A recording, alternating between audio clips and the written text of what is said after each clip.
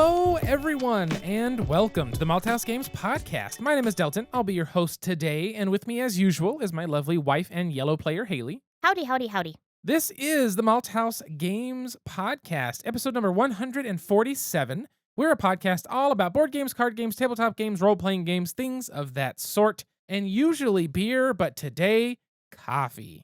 Yes, we have another bag of Starbucks coffee with us this morning because it is currently 9:02 a.m. the day this podcast released, and we do not want to drink beer early in the morning.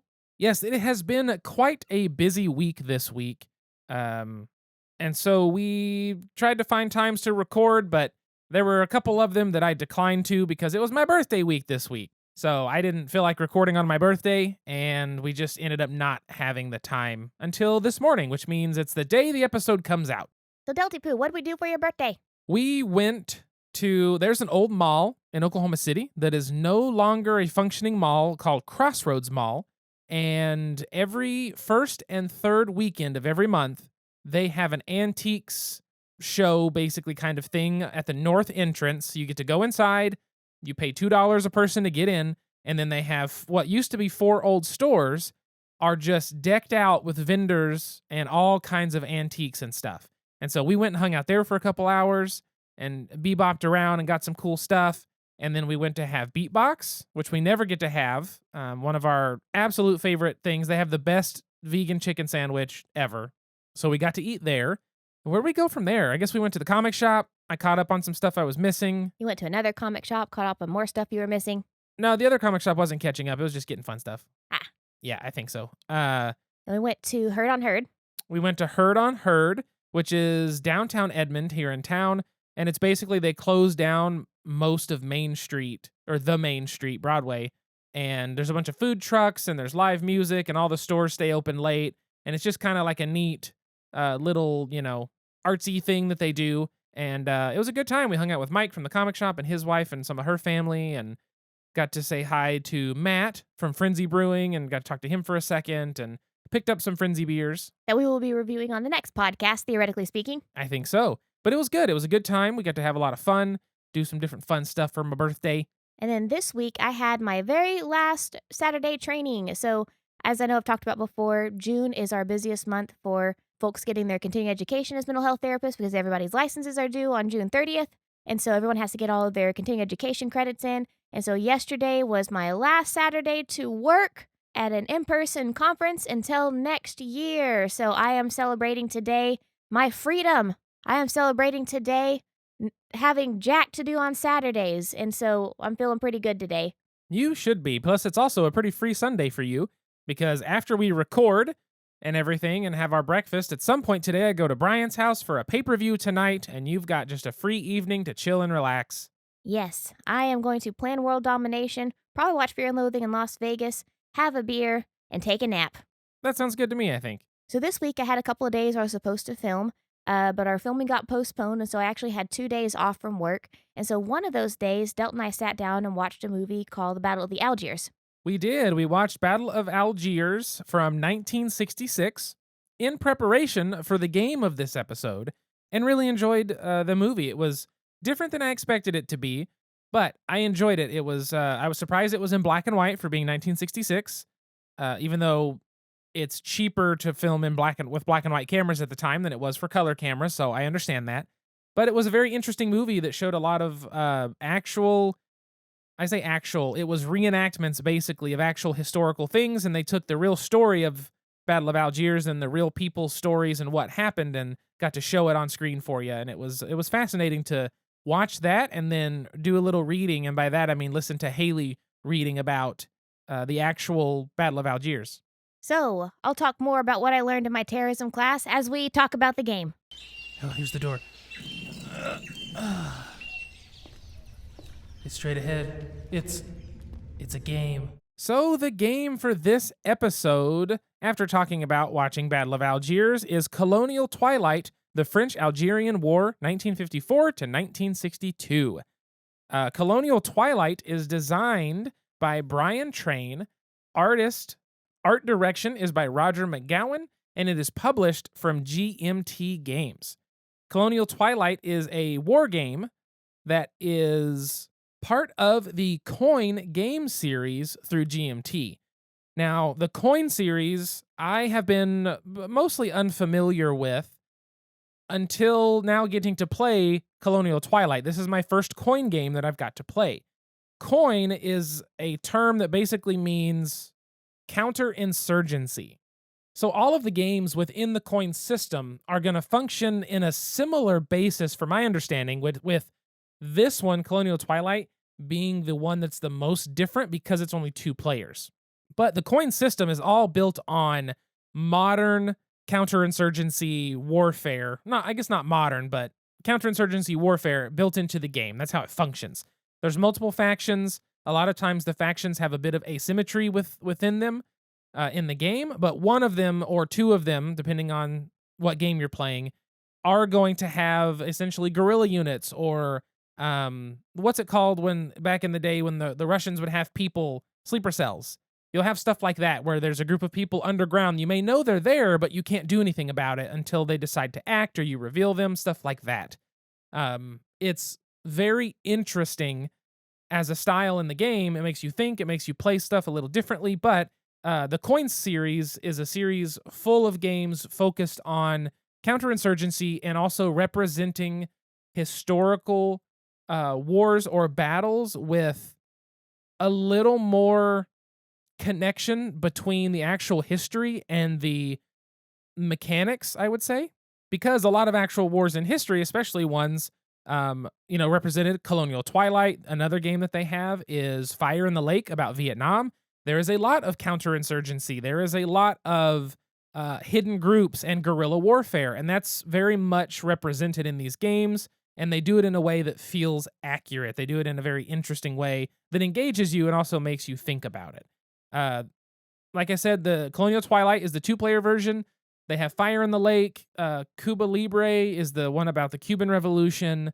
They've got, now I can't remember the name. They have one that's something like All the Bridges or Burning the Bridges. It's the Finnish one about the Finnish and possibly Russian war. Probably so. And I think it's only 3-player. World War II.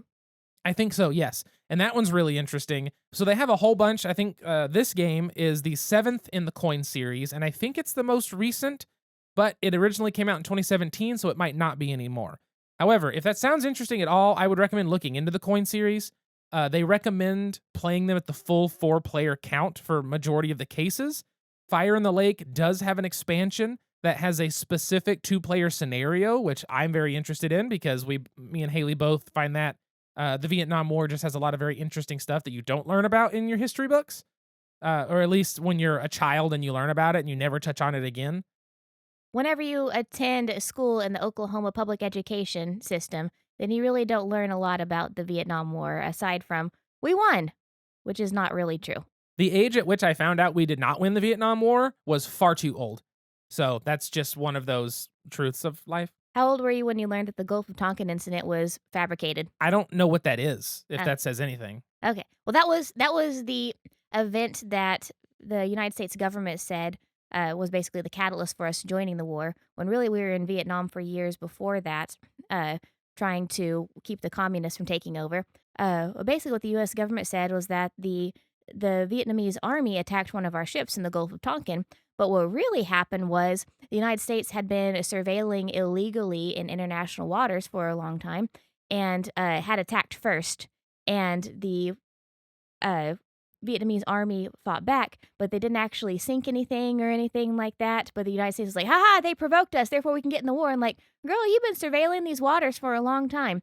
All of this came out in like the mid-70s.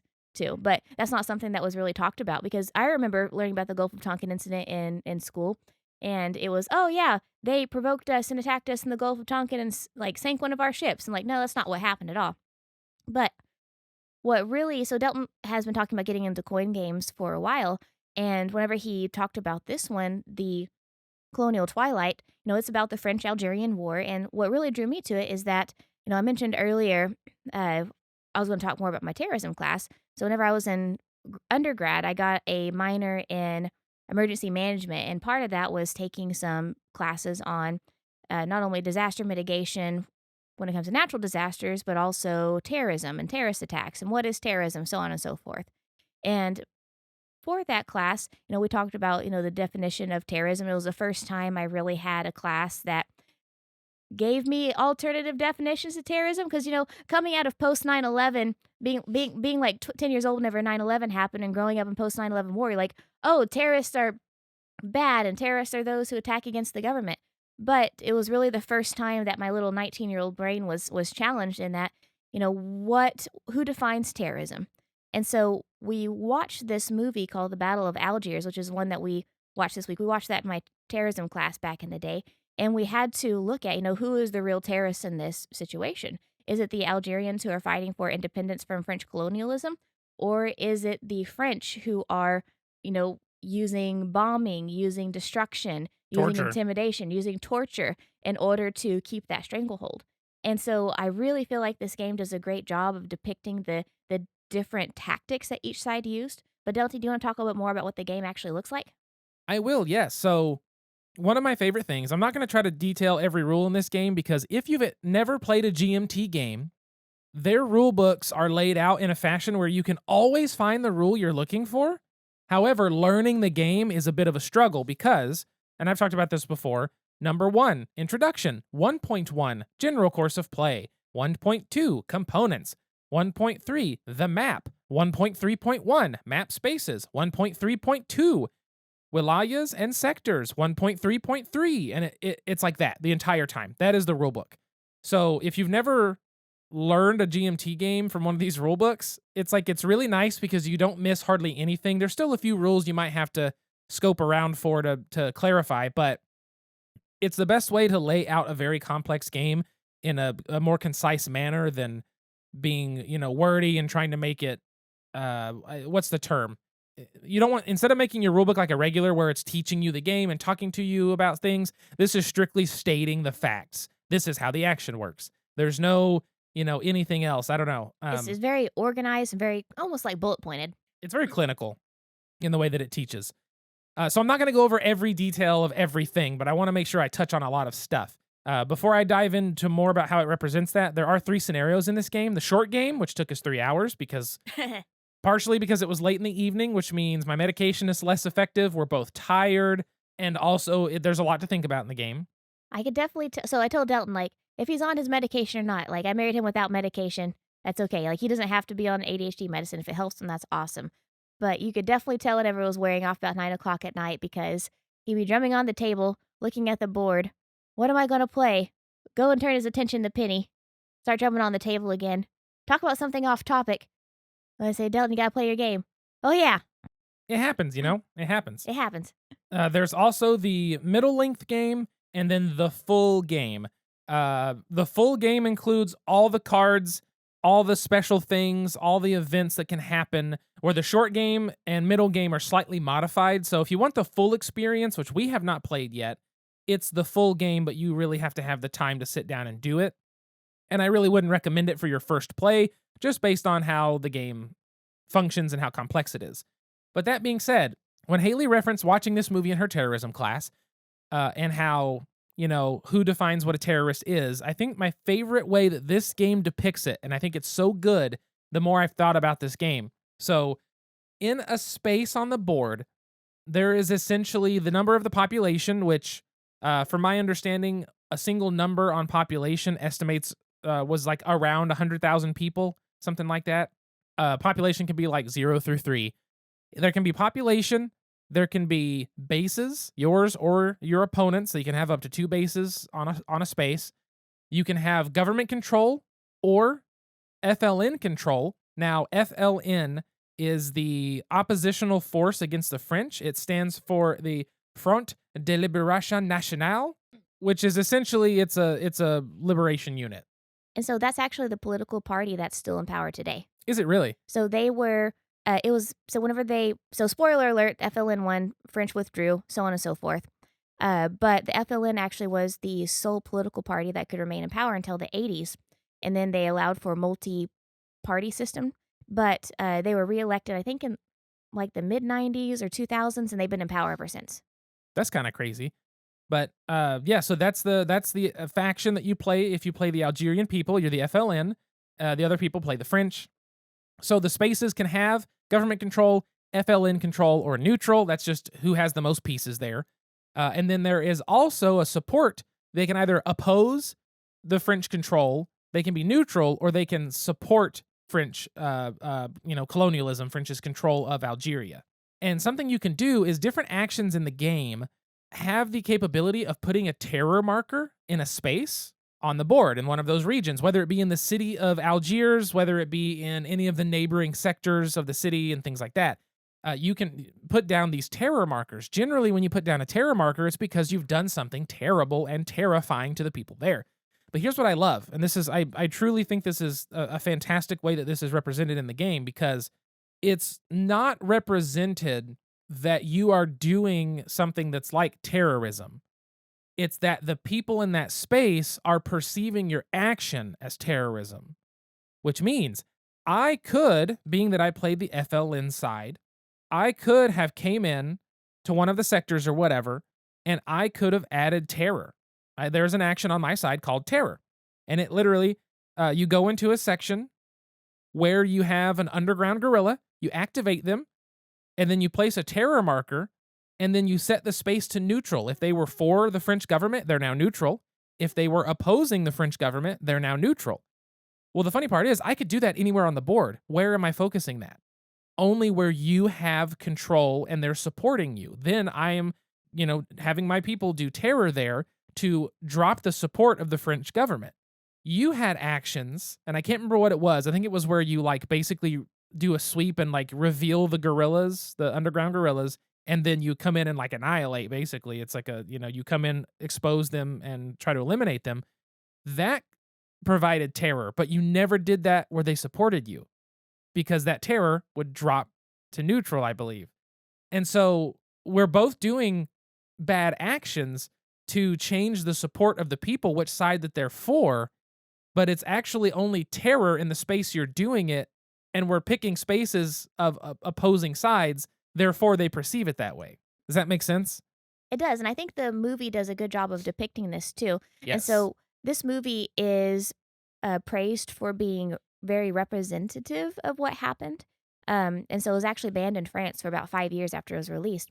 But there's a part in the movie whenever some of the French soldiers go into the quarantined FLN controlled areas, and they initiated terrorist attacks to kind of make it look like Those where they left bombs, those right? are they left bombs, yeah, to kinda make it, look like the other side was, blowing up things, so on and so forth, because, the French wouldn't be over there because it's after the curfew, it's after curfew, no one else is gonna be here but the FLN. And so it's really interesting, and, when you play the game, so as you're going through the deck, you're revealing a card each round, and you wait until the propaganda cards pop up to score. So there's 3 propaganda cards, you don't score the first propaganda card, but at the third propaganda card, you check to see if anybody has won. If not, whoever has the most points wins. Whoever is the closest to their goal wins. And so, basically, on the French side, what you're just trying to do is just contain. Yeah. You can't really get rid of all the FLN, because when it comes to the FLN, you have to reveal them, then you have to kill them. So, like me as a French side, I see these little FLN people all around the board, and I know they're FLN, but because I haven't revealed them, I can't do anything about it. And so my ultimate goal is just to, okay, can we just keep everyone as neutral or happy as possible until the propaganda comes out? I'm not really looking at eradicating everyone. I'm just trying to make sure everything is squashed and everything looks good on my side until propaganda is revealed. But what was your goal, Delty? Yes, that's something before I talk about my goal. So, as the FLN player, all of your units are gorillas, and they're a hexagonal cylinder, and it's upside down where it shows just a flat black top. And you put those on the board, you move them around the board, you get them positioned in different places. They are the ability, or give you the ability, to do your different actions. And only if you activate them for whatever, whether it be combat or different actions committing terror, or if Haley activates them by revealing them through a sweep or some kind of other military thing, then they flip over to show the crescent moon and star, because I believe that majority of the FLN was also from the Muslim side They're of Algeria. they're wanting to create an Islamic state. That's right. Thank you. And so that's the symbol they use for the depiction. And so you flip it over and you see the crescent and star, and you're like, oh, those ones are active. And so then you have active people, which means they've now been revealed to the government, the French government. And so I like that when they're face down and underground, they know, they're there, but you don't know, like thematically, you don't know who it is. You know, someone here is part of the FLN, but you have not a clue what person it is until they happen to be revealed, whether by force or by choice. And so I really enjoyed that. But on the FLN side of the game for me, my goal is to basically try to force the French out or try to take over different regions and push their support to my side. I want bases out. I want as many FLN bases as I can get on the map, which I had at the end of the game, all 15, actually for a while.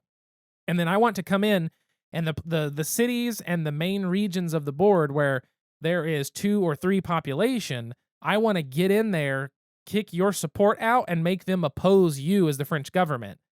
And so that's my entire goal. So Haley's trying to just maintain with a few people here and there, and I'm trying to come in and start swaying people all over the board and start doing all kinds of stuff. One of the ways that the game functions, which Haley talked about, even though this game has cards, it's not like, a game we always refer to with war games, Twilight Struggle, where you have a hand of cards and you're playing cards that are events and things like that. You have a deck and you flip an event. That event card has a top section, which generally supports the government side, and a bottom section that generally supports the FLN side. On your turn, if you choose to use that event card, you can pick which one you want to do. And I really liked that because it's like there's an event, and depending on who picks it, depends on how it's perceived or what happens. And I kind of liked that idea of it's the same event for both people, but it kind of shows 2 different sides of how it was received as well as what it did. And I just liked that. Like one of them was some kind of meeting. I don't remember if it was like an Islamic meeting of heads of the Islamic State or what, but it was like a big meeting. And on your side, it was like did something bad, I think it did something bad for you or good for you. Like you started stocking up. And on my side, it did something good where I could do something else. But it was like fascinating because it's the same event, but the 2 sides view it differently. So whoever activates the event gets to use the benefit because that's how they perceived it. And I really enjoyed that with the event cards. I thought that was neat. One thing I want to point out, which is probably my favorite thing in this game, is the way you choose your actions. So there's this little, I almost wanted to say like a pentagram. It is kind of like a pentagram. It's like, it's not quite, but yeah. so basically you have different actions, and so whoever takes one action, the second person can only take the actions that are next to that action. Yeah, so it's the initiative track, and there are 5 spaces that you can pick. There is always going to be a first player and second player, and the 2 best actions on the initiative track of 5, if you take that action, it forces you to be second player the next turn. So what happens is the first player picks, and the next player can only pick one of the 2 adjacent actions to it. And so just to give a quick overview, there's 5 actions. One of them is pass, which is adjacent to the other 4. So imagine pass as a house, and the other 4 actions are the left and right walls, and then you draw a house like a little kid, where you draw a square with a triangle on top. The 2 sides, like a gingerbread house. Yeah, the 2 walls of the house. On the left is the event. On the right is your operation. On the roof on the top left is operation and special, and on the top right is limited operation. So those are your different actions along with pass, which is in the house.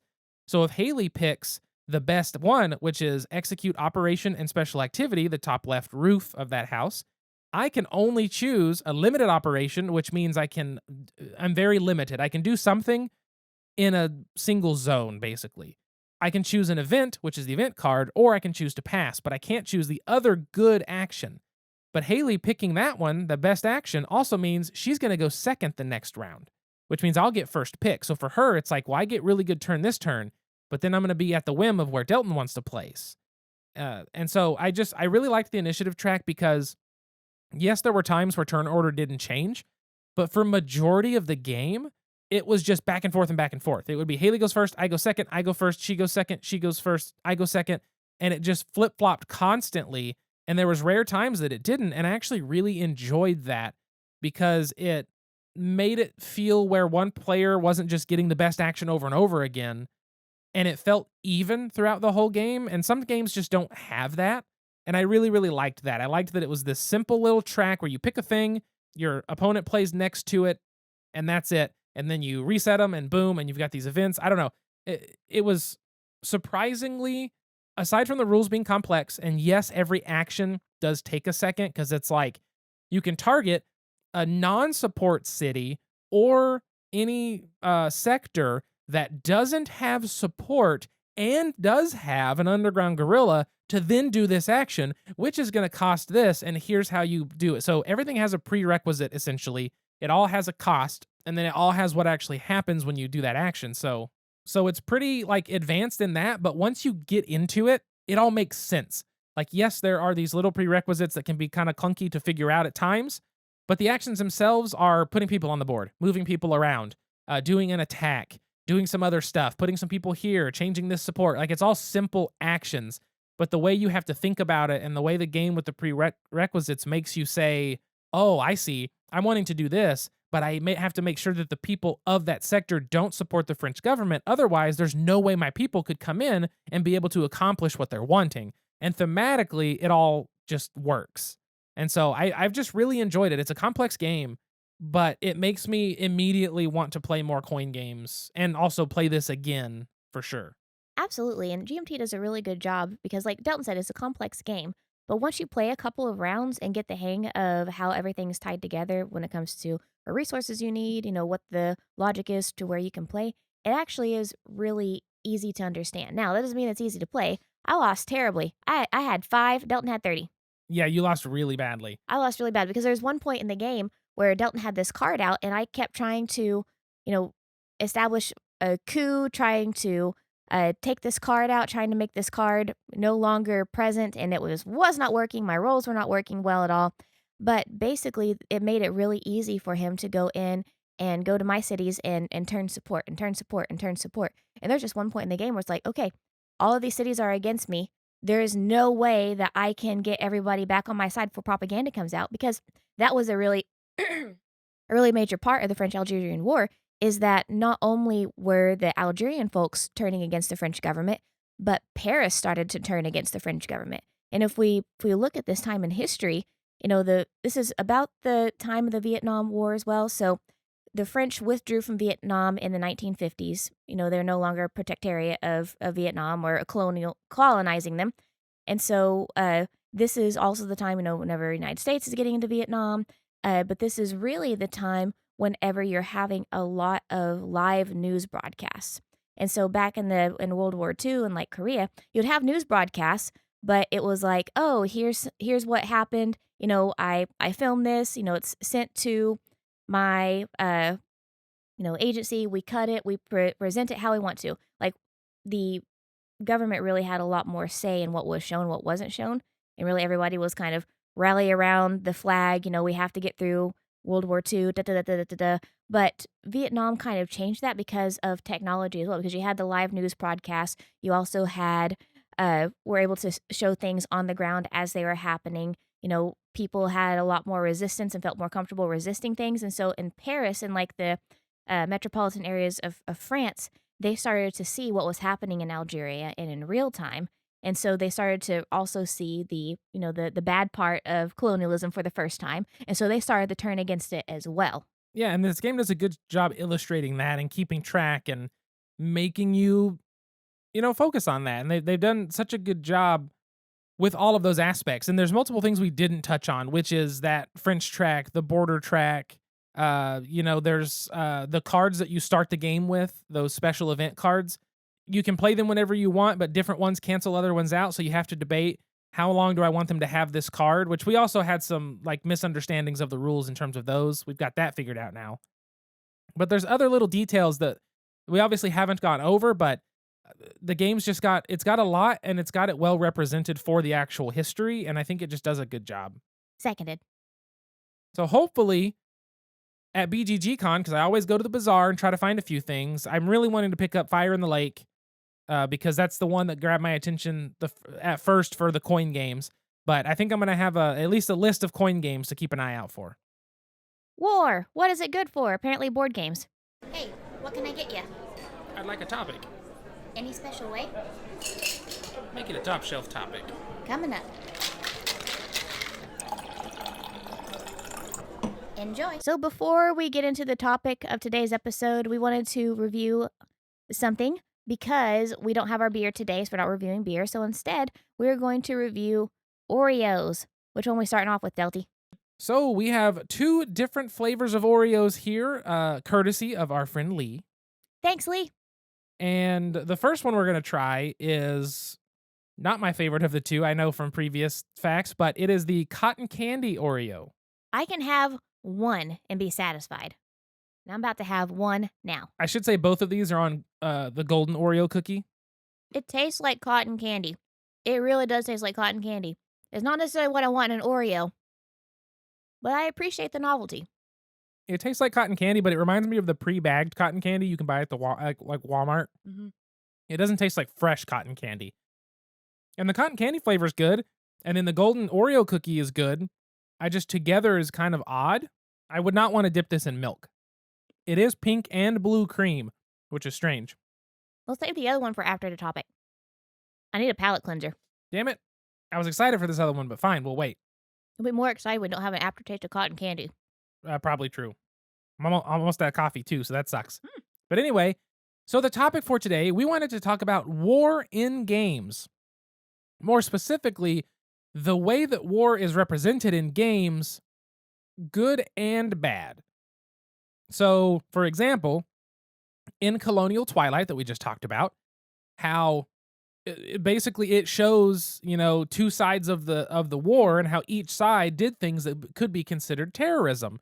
Each side did things that morph the support of the people that they are either fighting for, or I guess both of them are fighting for, just in different ways, but they support or oppose. And it's a good way of it showing 2 different sides of a war, because a lot of times when we talk about war, we look at it from one side, the side that is supposedly correct. And that's just how it is. So we wanted to talk about that, about how war is represented in different games, and kind of what's interesting about how it's representing real ideals and real actual things from war. Obviously for us, it's just that we've read about or heard about or watched or something like that. But yeah, so we thought that was a decent topic for today. Because I think when it comes to war games, like, I'm going to use kind of a crude term that I've heard quite a bit, though. Like, we don't want to get into what's called war porn. We're just like romanticizing the war. You don't want to, find just pure entertainment in war, because, I mean, war is full of atrocities. I mean, as evidenced by, this game here. There was one point whenever I got the card Napalm, and that was a card that I was able to put out in front of me. And because I had the Napalm ability, I no longer, so typically before I had Napalm, whenever I was fighting in the mountains, it would take 2 French soldiers to kill 1 FLN. Well, with Napalm, it was just 1 to 1. Oh, dope. What a great skill. What a great card. But then you think about the reality of it, like, oh, Napalm.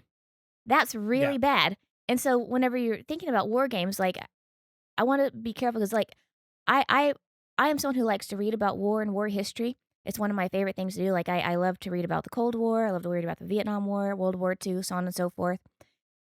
But I have to be careful, too, that whenever I get excited about learning about things, I also have to be mindful, that these are real experiences that people experience. Mm-hmm. People are fighting over ideals. There was pain. There were atrocities. There was genocide. There's, all of these bad things. And so we kind of have to remember that whenever we're playing these games. Mm-hmm. And so I appreciated this game a lot because it talked about the history of it, but we also have to kind of be mindful, whenever these cards come out. Yeah, it's great, but what are we doing in this game?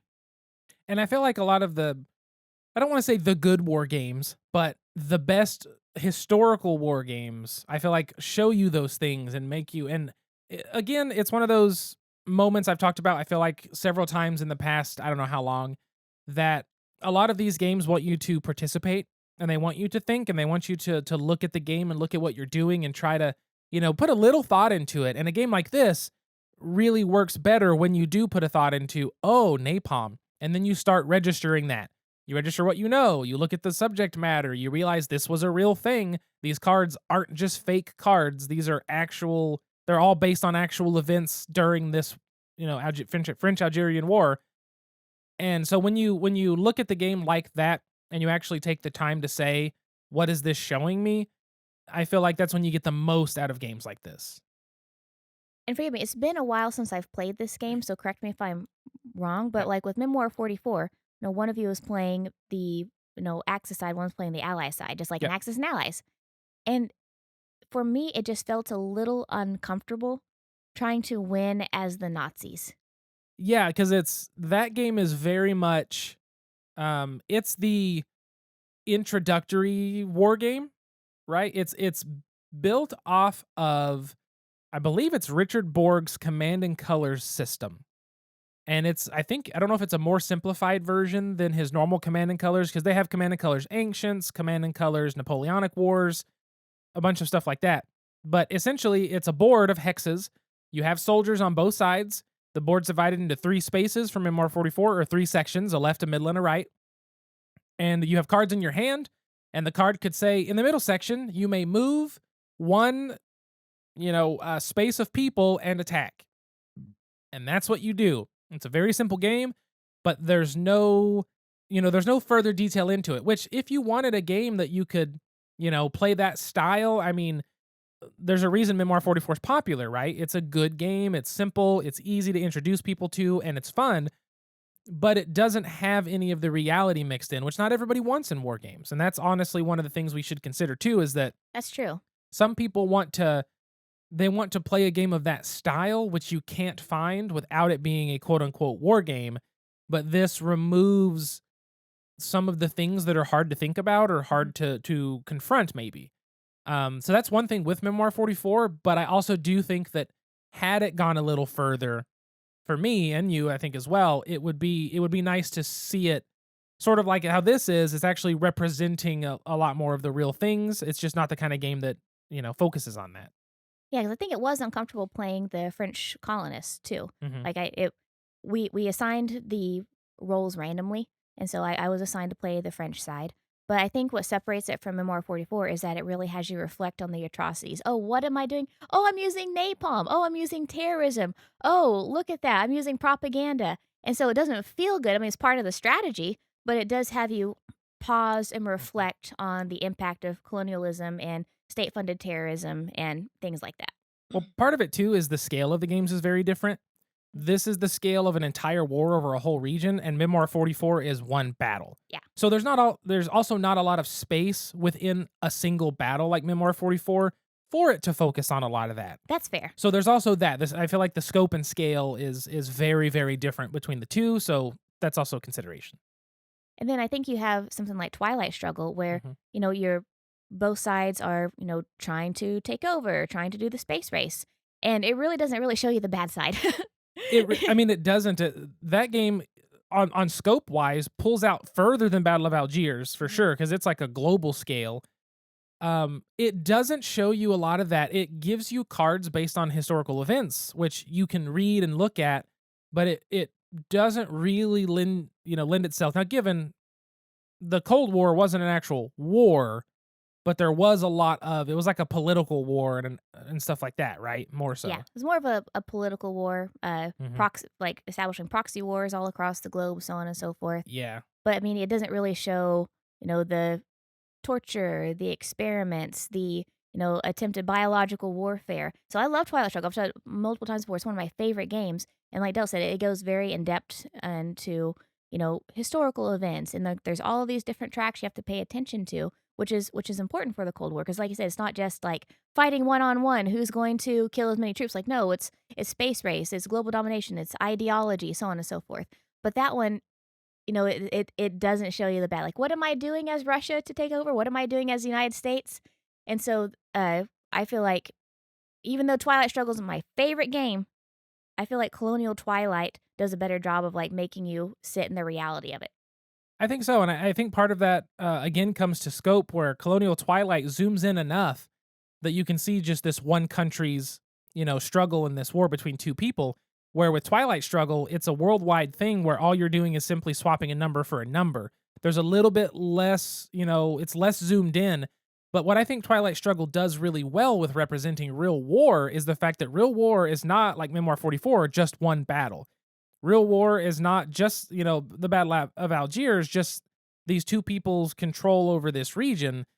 There's the space race, there's the politics part, there's this, there's that, there's over here, there's over there, there's what are we doing, how are they respond. There's so many facets and elements to be analyzed at every waking moment. I could not imagine being anybody involved in a war at the level in which they're saying, what all do we have going on? And then somebody pulls out a giant ass board like Charlie in Always Sunny with all these red lines attached, and they're like, well, over here, there's so much to manage and so much to consider. And if you ignore one single aspect, just like in Twilight Struggle, the space race, boom, game's over. You move this over here, boom, nuclear war. Like any one aspect, if it's not focused on at least in some manner with a certain amount of attention, that's going to be it.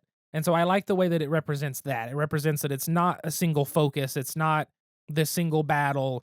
It's this massive thing with all these elements. So that's one of the reasons I put it on here is I really like that representation from the game.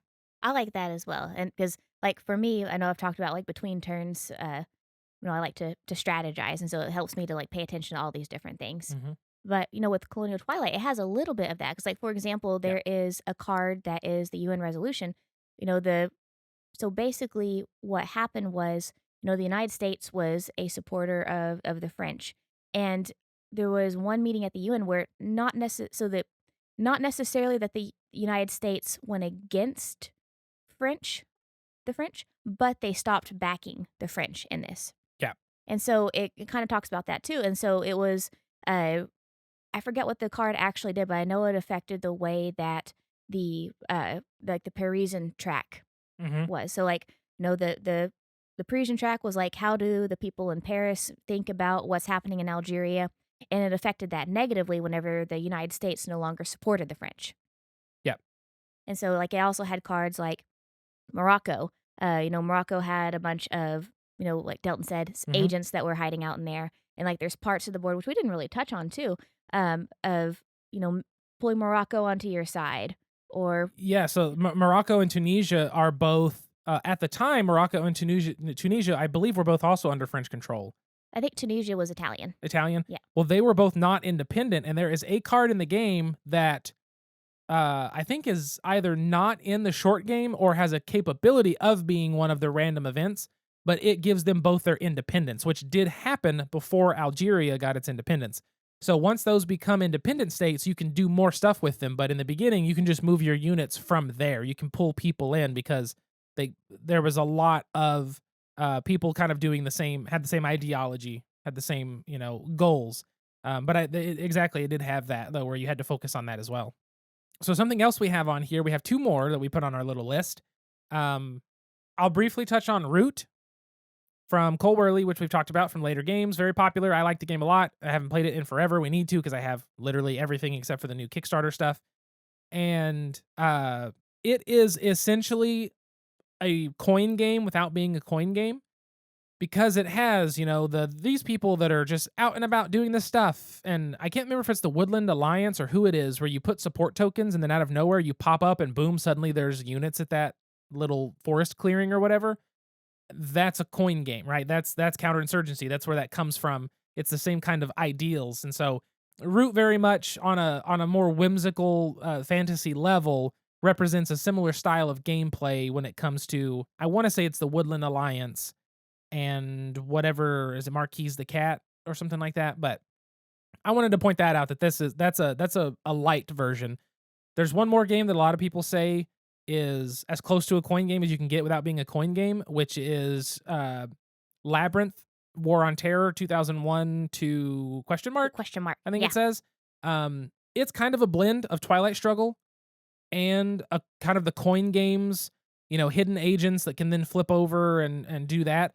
We've only played it one time. I do not remember enough to actually comment further on it, but I do know that it has similar elements to that blended with some of the stuff from Twilight Struggle. So now I feel like we need to play that again and give it more of a fair shake. Yeah, I do too. Mhm. I remember playing it and it was a very interesting game. It had a lot of the historical elements. I always hate to say that war games are fun.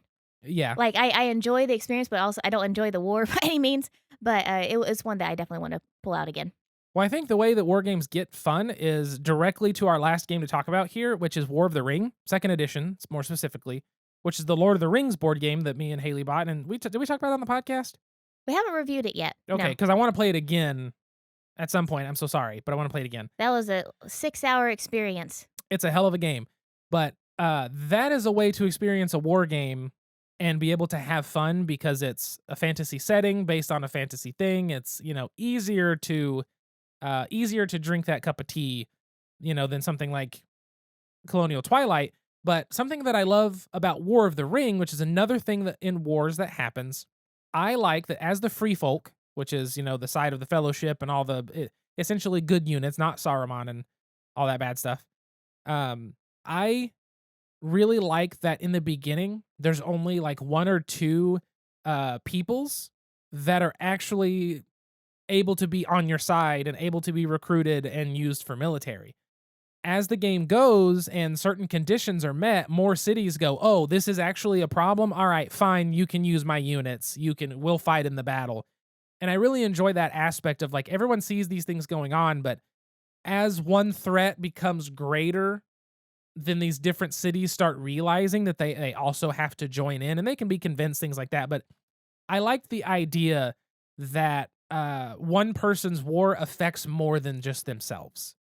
Like, even if that's just a blanket statement of whatever, you may think that, oh, it's just us versus them. Is it though? Was it just the US versus Nazi Germany? No, there's a shit ton of other countries involved in that on every side. And we came in late. And we came in extremely late in the 11th hour, and we're just like, we're going to win this for America. And we're like, okay. Look at these soldiers we haven't lost over the last 5 years. Oh, we did it. Yeah, exactly. There's more to it than just one side versus another side. Now, given again, this is a fantasy game about an actual evil, Sauron and all his armies of, I was not everything. evil. You were pretty evil. I won. You did win, but you were very evil. Before I write history. Yes.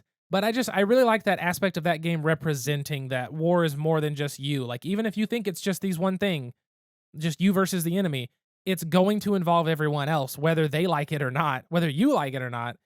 It's just going to happen. And I just appreciated the way that game made you try to push forward and say, I have to activate this city. I really need their units to fight with me. I have to I need to make sure these people will let me hide out in their stronghold or whatever. And I just liked that aspect of, war is bigger than the two main forces, even if we might not always know that. Again, war, what is it good for? Apparently, board game topics. That's basically it. But I think that's going to cover most of that topic. There's other war games we have, depending on your definition of war game. Polis, fight for is it hegemony? Polis, fight for the hegemony has been re-implemented in a new revamped game just called Polis. The new one looks beautiful. I have the older one that I wanted forever, and I love it. It's very much more of an economy game, a little bit more area control economy version. We've got 1989 Dawn of Freedom that we still haven't played. We have Imperial Struggle, which is another war game that we have not played. We have Twilight Horn of Africa. We have Twilight Struggle. Yeah, is it Red Horn of Africa? I think it's Red Horn of Africa. It's their 30-minute lunchtime version of Twilight Struggle. I'm excited to try it, and I think that we should do a comparison episode. Absolutely, we should. But we need to play Twilight Struggle as well when we do. But we have multiple other ones we haven't played. There's a lot in war games, and some people's definition of war games won't align with yours. Some people will also be shitheads about their definition of war games. But for the most part, there's almost something for everyone, depending on how deeply you want to go, how complex you want to go, and what subject or topic or part of the world that you want to focus on. So, highly recommend digging into war games in whatever capacity. And speaking of war, we should determine what is the best Oreo. And now, join us for a Malthouse Games podcast special, Pint-Sized Question. So, before we do the question, let's try this last Oreo. This Oreo is another golden. However, it is lemon cream. Mm-hmm. So, golden Oreo cookie with lemon cream. Oh, my God. I'm going to skip ahead to the question. The question of the episode is, what's your favorite Oreo? This one. This is my favorite Oreo. This is now your favorite? This one defeats the dark chocolate Oreo Thins. This is my favorite Oreo. It's really good. Haley never dips it in, obviously we use almond milk. Haley never dips it in almond milk. I think it's actually very good in almond milk. Well, for me, lemon and milk is how I make curdled milk whenever you're cooking. Is when we put lemon juice in milk, it helps to curdle it. And That doesn't sound appetizing to me. So this one is one I much prefer to enjoy with tea or by its lonesome. It is very, very good. I like that a lot, but I also love like it's so hard to find like a vegan lemon cake or lemon bar or something like that. And it's just something about it is so good. But the lemon Oreo, highly recommend. They are very good. I think my favorite Oreo, I honestly think mine is just those dark chocolate thins. I feel like Oreo's all over the place, but I feel like double stuffed has the perfect cookie to cream proportions. Single has too little cream. Mega has way too much cream, but I think thins have a perfect proportion, which I know is weird because like mathematically they're not the same as a double stuff. It's not, whatever, but something about those thin cookies, especially in the dark chocolate, oh, they're so good. But I think that's going to do it for the episode today. I want to give a shout out to our Patreon patrons. So thank you so much to Alan, Jennifer, and Cliff for supporting us on Patreon at a level in which you get shouted out on the podcast. If you want to be like them or like any of our other amazing patrons, head to patreon.com/malthousegames. You can also send us an email, contact@malthousegames.com, with a game we should cover, a topic you want us to discuss, a question to answer, or if you think there's a beer or drink or snack you want us to review on the show, because I'd be fine with snacks. Snacks are good. You can find us on social media at Malthouse Games. You can find Haley at SQUIRRELYGEEK. That is at Squirrely Geek. I think that's everything today. I need to start editing because I have about 2 hours to get this out. So thank you so much for tuning in and listening to the Malthouse Games podcast. Until next time, sit back, relax, grab a drink, and play some games. We'll see you folks later. Goodbye. Bye.